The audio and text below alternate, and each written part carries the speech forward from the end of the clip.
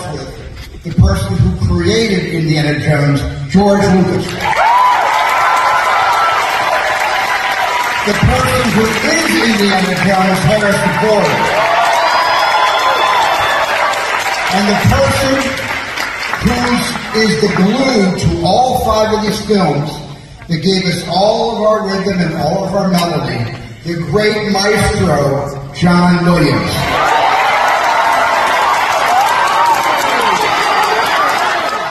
I love democracy. I love the Republic. The main thing is to protect these characters, make sure that they still continue to live in the way that you created them, and that the universe of Star Wars continues to grow. Fuck you. War. Through my time as someone who worked in politics and in D.C., I've come across people that were not establishment and they wanted the truth out. Andrew Breitbart, who started Breitbart.com, got his start with Matt Drudge, learned how to run a story drip by drip as Drudge opened up the Monica Lewinsky Clinton affair issue, and he went to work for Ariana Huffington and helped her create her website and her thing, and learned a lot from her. Eventually, he decided to create Breitbart.com, and he brought a lot of people together. Kurt Schlichter, Mike Flynn, Gary Graham, the actor, let's see, Nick Searcy, the actor, used to write for them. John Nolte is the editor for Big Hollywood.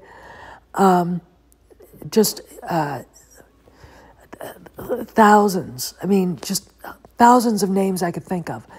And what they created is probably the most important bit of journalism out there now, because they don't follow the establishment rules. Telling the truth is fun. Andrew gave my friend Dana Lash her start even as she was in radio. She went to Glenn Beck's TV network and then the NRA, and now she's got one of the biggest nationally syndicated radio shows in the United States. And she's not afraid to go after people. The one thing Andrew taught these guys was to never, ever, ever bend the knee to the mob, because he was taking flack from Media Matters, which he called Media Mutters, that is a Soros-fronted group, and the left every day. And he basically was not afraid to call them out and to drop the truth. And the year 2011, I remember the day that he basically got Anthony Weiner, Congressman Anthony Weiner of New York, of Brooklyn, I believe, who was married to Huma Abedin, Hillary's wink, wink, nudge, nudge, bestest friend ever, to resign for sending dick pics on Twitter to underage girls. Okay. And I almost crashed my car. I was driving to the Pacific Coast Highway to go work out, and I'm listening to Michelle Malkin talk about what was going on, and there was a press conference. Weiner never showed up. Breitbart happened to be walking down the street. He walks into the hotel. Reporters recognize him and drag him in, and he's the one up there giving the press conference because Weiner didn't show up. And here, but it's fun not to be liked if the wrong people aren't going to like you. And here when he says the army of the emboldened and gleefully ill-informed is growing. And the reason why I bring Andrew up is that we have several so-called investigative reporters who have never done this in their lives, trying to insist that they know things that they don't know. They've cultivated contacts that are feeding them misinformation. Okay, and we know who they are. Andrew Breitbart was the kind of guy that would know it was bullshit when he heard it.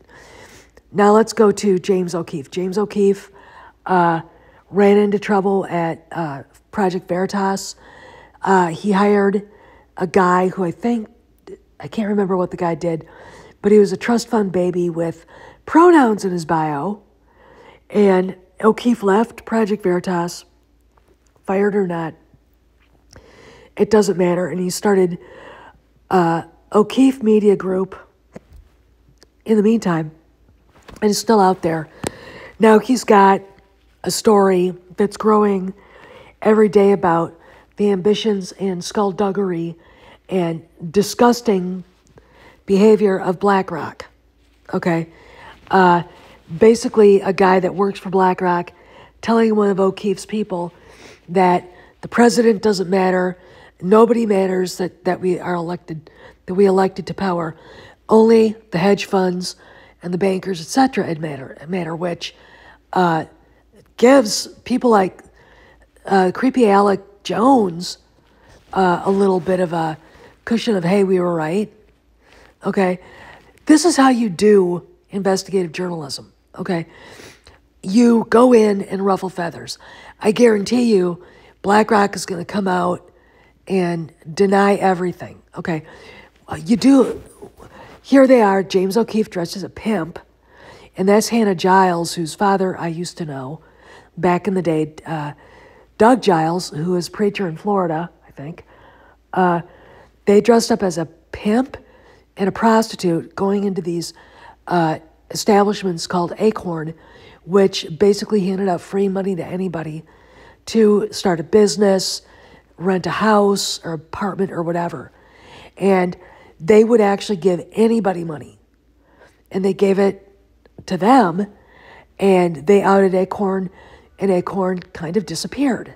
Okay, that's how you do investigative journalism. It's a sting, too.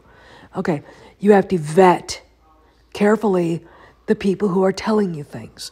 You can't just go out there and shotgun shit on the wall to see whatever sticks, which is what's going on in the fandom right now. Okay, Breitbart wouldn't do that. When he got the dick pics of Anthony Weiner, he had to vet it. He looked into it. He was very careful with it. And when he knew it was real, he started dripping it onto Twitter and onto Breitbart.com. And the story got big enough to where the mainstream media could not hold it back. Hillary Clinton could not, protect that freak, and she didn't want to. He was becoming a liability.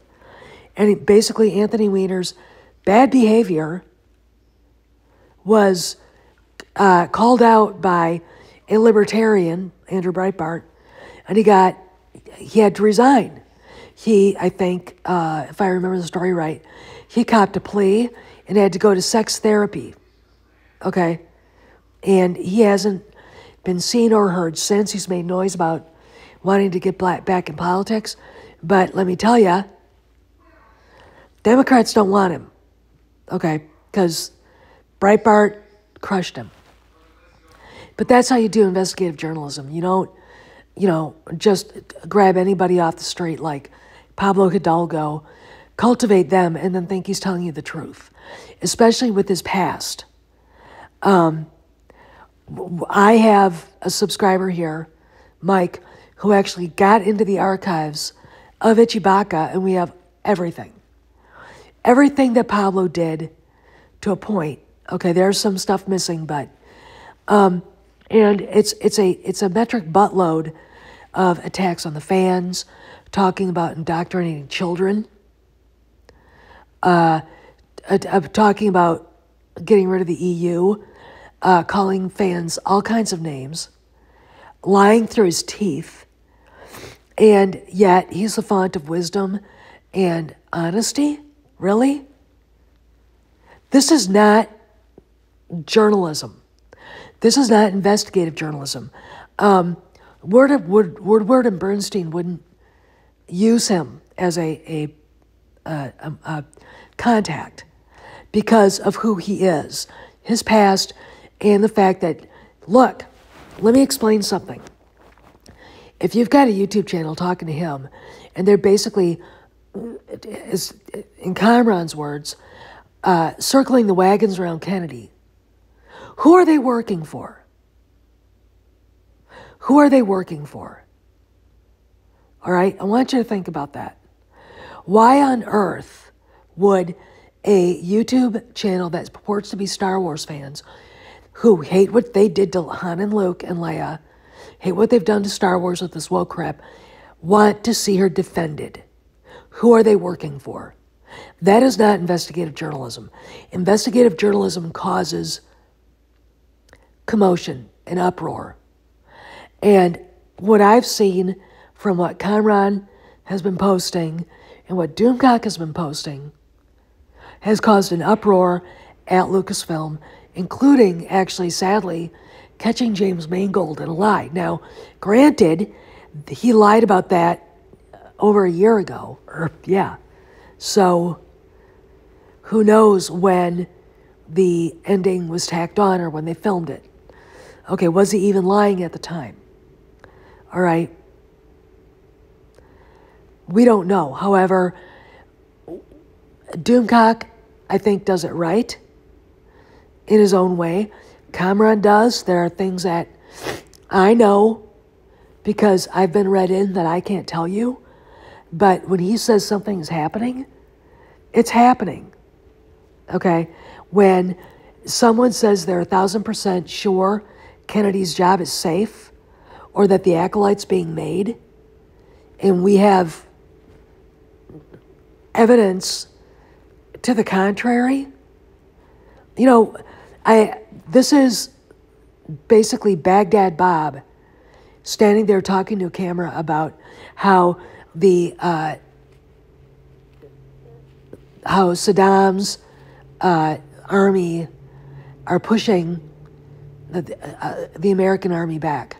And you see 2 GIs marching behind him in an M1 tank. Or another example, Paul Joseph Goebbels, the propaganda minister of Nazi Germany, in the bunker putting out radio messages to everywhere that the German army, the Wehrmacht, was driving the Americans, the British, the French, the Poles, and the Russians back when there are artillery shells dropping on the chancellery above his head, Russian rifle fires being shot a block away, and American bombers are flying unscathed, dropping metric buttloads of ordnance on Berlin.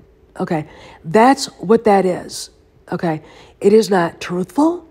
It is not honest. Why are they doing this? Why are they protecting her?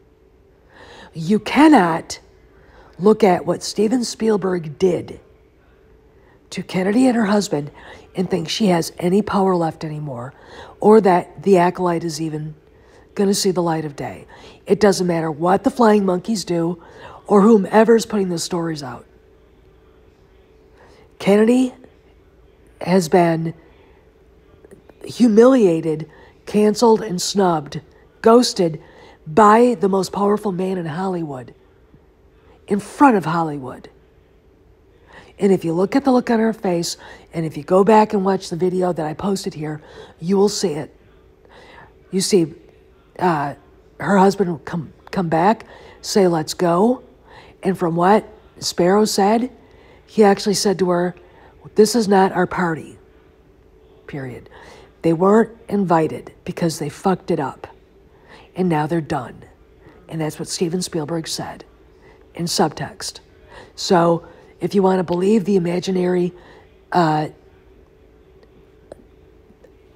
investigative journalists at the other YouTube channels, fine.